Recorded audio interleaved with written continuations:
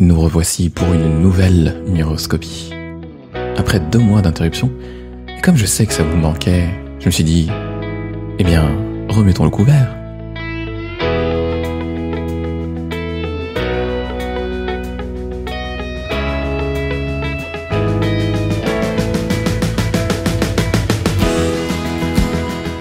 Pour ce premier sujet, on va parler de Free, l'opérateur télécom, puisqu'il a lancé au cœur de l'été une nouvelle offre en partenariat avec Apple dans le cadre de l'option multi-TV quoi.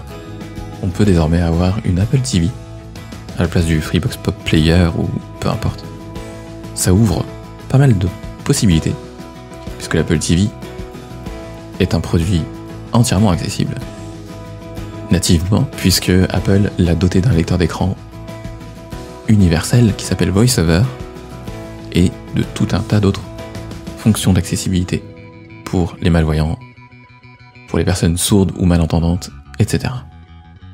L'avantage de l'Apple TV aussi, c'est qu'elle a un App Store elle aussi, et du coup on peut bénéficier facilement de tout un tas de services comme Netflix, Disney+, Prime Video, OCS, Plex, etc., etc.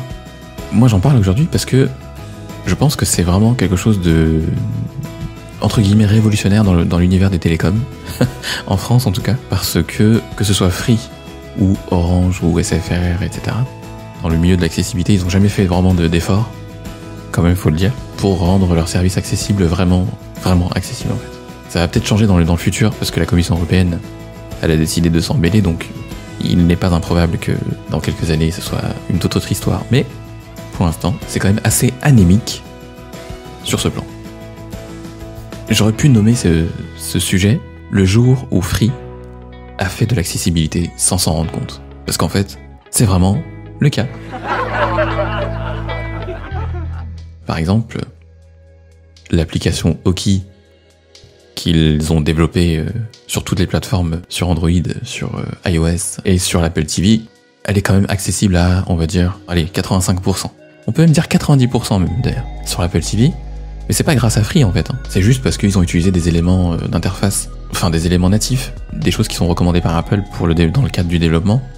Ça permet d'interagir correctement avec un lecteur d'écran au niveau de l'interface utilisateur. On a accès à toutes nos chaînes en tant qu'abonné. Si vous êtes abonné, vous avez accès à toutes les chaînes, à tous les bouquets, à tous les abonnements que vous avez pu souscrire en termes de chaînes, etc. Si par exemple on veut une chaîne et qu'elle est dans un abonnement, dans un pack, ben on peut le faire. Et on peut comme ça défiler dans toutes les chaînes, les unes à la suite des autres, ou chercher une chaîne en particulier avec le clavier de l'Apple TV avec VoiceOver. Donc globalement c'est quand même pas mal. Moi je trouve que ça c'est pas mal et ça valait le coup d'en parler dans une Miroscopie. Cerise sur le gâteau, on a une télécommande physique, entièrement physique, donc il n'y a aucune surface tactile contrairement à celle qui est vendue par Apple. Il y en a qui aimeront, il y en a qui aimeront pas, mais pour ceux qui sont allergiques au tactile, ou en tout cas qui essaient d'éviter le tactile le plus possible, c'est pas mal. C'est quand même plus accessible que le Freebox Pop Player, qui pourtant tourne sous Android TV, qui a TalkBack, et malheureusement, on n'a pas un niveau d'accessibilité aussi élevé que celui qu'on a sur l'Apple TV. Mais ça c'est pas grâce à Free, hein, je le répète, mais voilà. La télécommande, il faut la jumeler quand on déballe le produit pour la première fois. Cette partie-là n'est pas accessible malheureusement, donc moi je l'ai fait tout seul. On peut le faire avec une personne voyante à proximité si vous en avez, c'est mieux. Moi je l'ai fait avec un iPhone dans une main et la télécommande dans l'autre, et je lisais l'écran de la télé en temps réel pour savoir si ce que je faisais était bon ou pas. Mais une fois qu'on l'a jumelé, on peut convoquer VoiceOver avec le triple tap sur la touche menu, et là, toute la configuration se fait simplement en fait.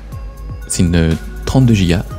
Faut savoir quand même qu'elle est commercialisée par Apple à 199 € et que Free la vend 96 €. Donc c'est quand même un tarif imbattable. Même sur Amazon, on ne pourra pas avoir un prix comme ça. Et en plus de ça, Free a souscrit une assurance sur l'Apple TV, l'Apple Car Service en fait, qui pour l'Apple TV coûte 29 € je crois. Au prix de l'Apple TV commercialisée par Free, c'est vraiment une belle offre, faut le dire. Parce qu'en plus c'est l'Apple TV de 2021, hein, c'est celle qui est sortie cette année.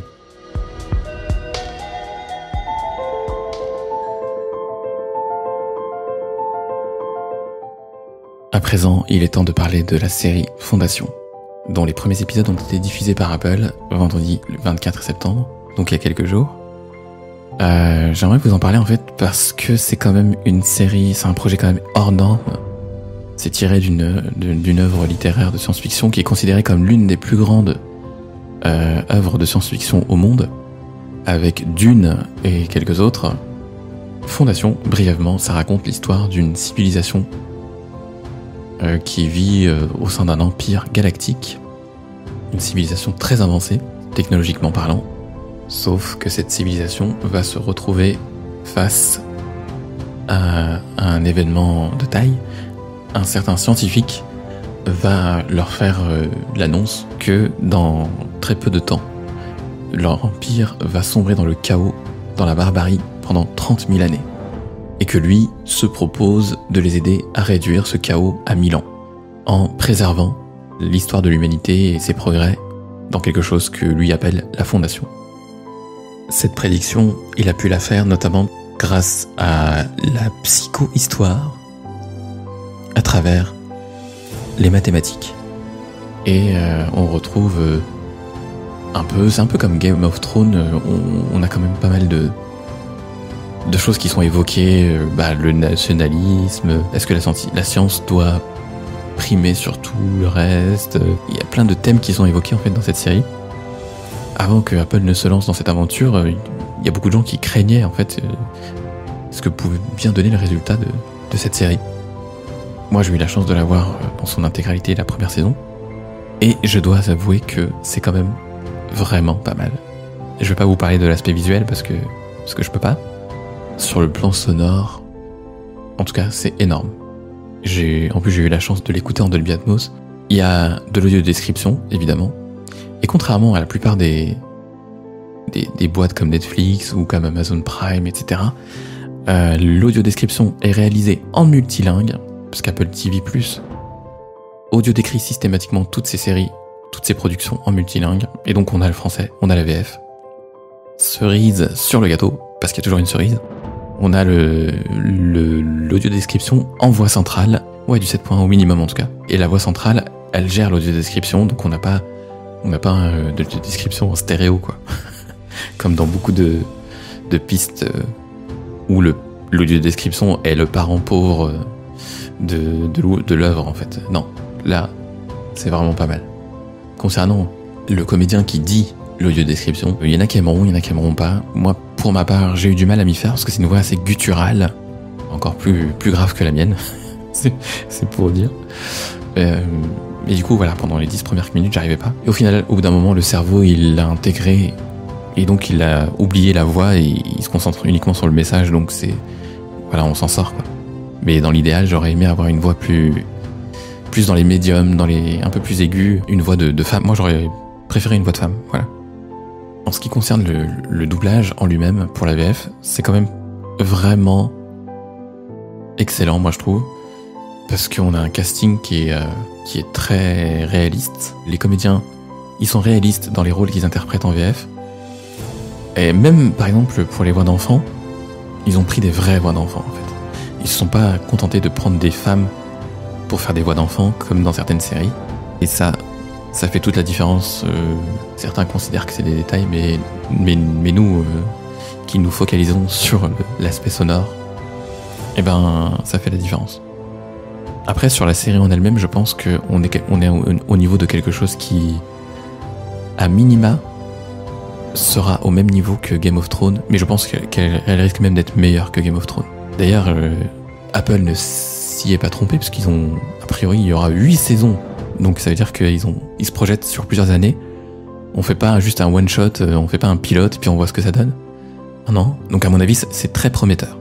Et quand on se dit qu'on a l'audio description sur une série de 7 acabit, ben, c'est tout bénef pour nous, en fait. Pour terminer avec un dernier sujet, je voulais revenir sur ce qui s'est passé ce week-end. C'était The Last of Us Day. C'est le 26 septembre. En fait, c'est le jour dans le jeu. En fait, c'est le jour où a débuté la pandémie. Donc, en fait, tous les ans, la communauté fan de cette franchise célèbre avec Naughty Dog, The Last of Us Day. Au cours de ce week-end, en fait, il y a eu différentes annonces, des ventes de produits, des t-shirts, enfin tout un tas de trucs, mais vraiment pour les fans, quoi. Mais le truc, c'est qu'en fait, les fans attendaient une hypothétique annonce concernant The Last of Us 2 ou le remake du 1, mais il n'y a pas eu, en fait. Donc on était un peu déçus. Naughty Dog, voyant un petit peu la déception des fans, s'est quand même fendu d'un communiqué, d'un billet de blog sur son site, en disant en gros qu'ils étaient en train de plancher sur une version autonome d'un mode multijoueur de Last of Us 2, en fait. Parce que dans le premier volet, il y avait un mode de faction qui a été développé par la suite et qui faisait partie intégrante du jeu. Sauf que là, l'année dernière, ils avaient annoncé en gros, enfin non, c'était en juin je crois, ou je sais plus, qui pouvaient pas développer un mode multijoueur dans Last of Us 2 en raison de l'immensité du chantier et que c'était un jeu beaucoup trop gros en fait pour ajouter un mode multijoueur comme ça. Donc du coup ils disaient que c'était pas possible, etc. Et là, ce week-end, donc le week-end du 26 septembre, du Last of Us Day, ils se sont dit en fait voilà, on est en train de plancher sur une version autonome du mode multijoueur de The Last of Us 2, que le développement avance bien, qu'ils recrutent aussi des gens pour les aider à améliorer le jeu. Ils sont confiants sur la finalité de cette version. Donc on sait pas encore quand est-ce que le jeu sera dispo. On sait pas non plus si l'accessibilité sera au rendez-vous. Vu tout le boulot qu'ils ont fait sur Last of Us 2, on peut pas imaginer qu'il y aura pas d'accessibilité dans la version multijoueur autonome, mais soyons prudents quand même. Si vous avez aimé cette petite miroscopie, ça serait sympa de mettre un j'aime, de vous abonner à la chaîne, ça fait plaisir et ça donne envie d'en faire plus.